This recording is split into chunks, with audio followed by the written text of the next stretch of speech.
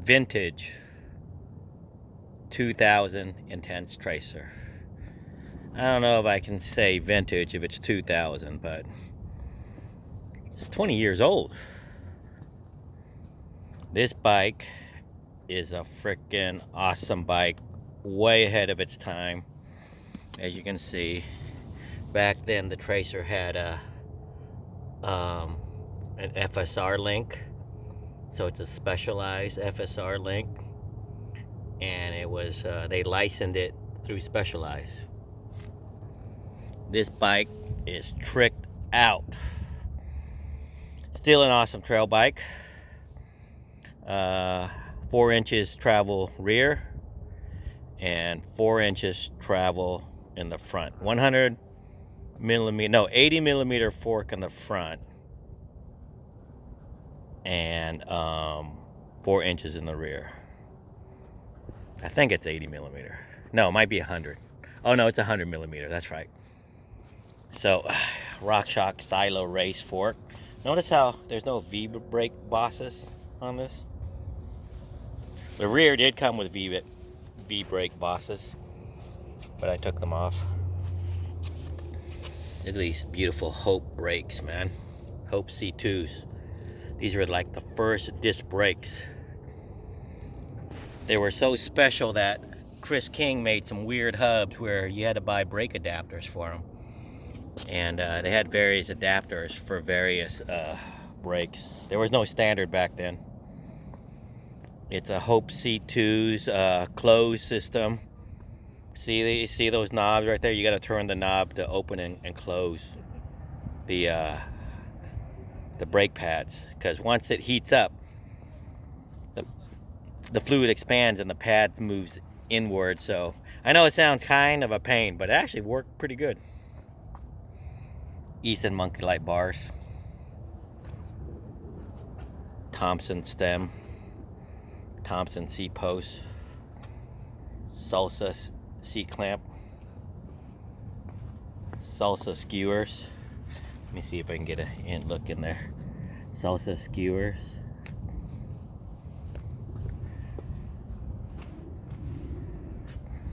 Celia Italia Flight Trans Am seat, very comfortable.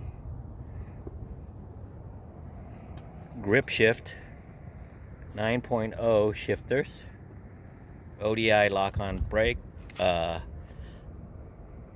grips.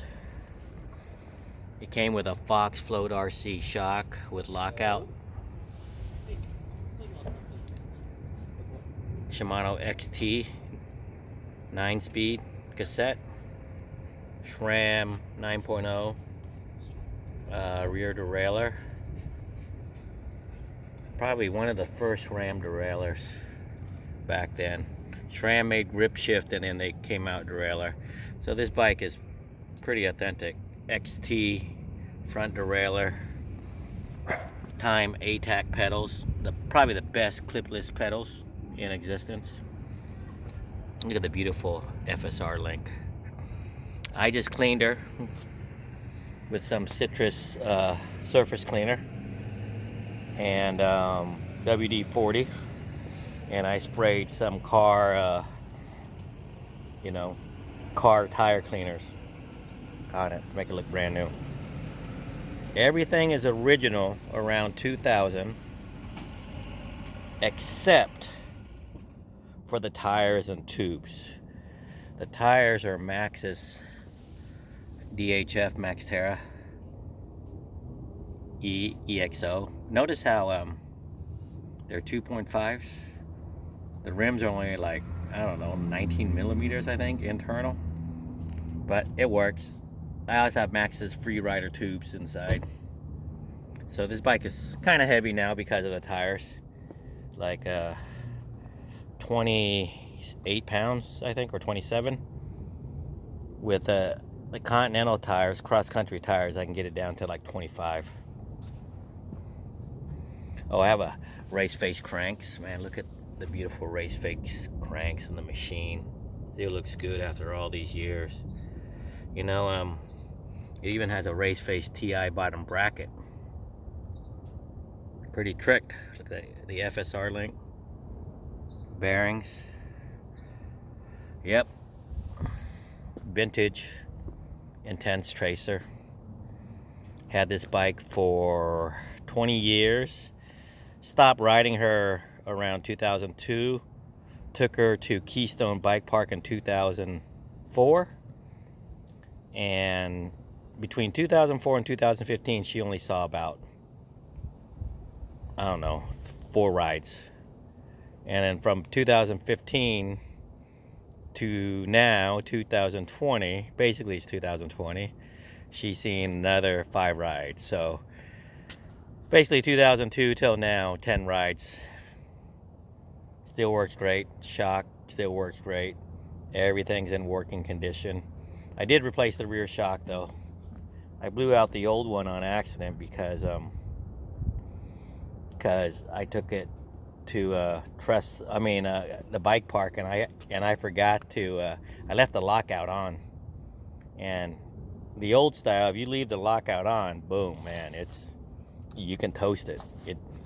There was no blow off. It just blew the seals and it was done. So I got it worked on. Actually, I didn't replace it. I had Fox work on it and fixed it for me. Beautiful bike.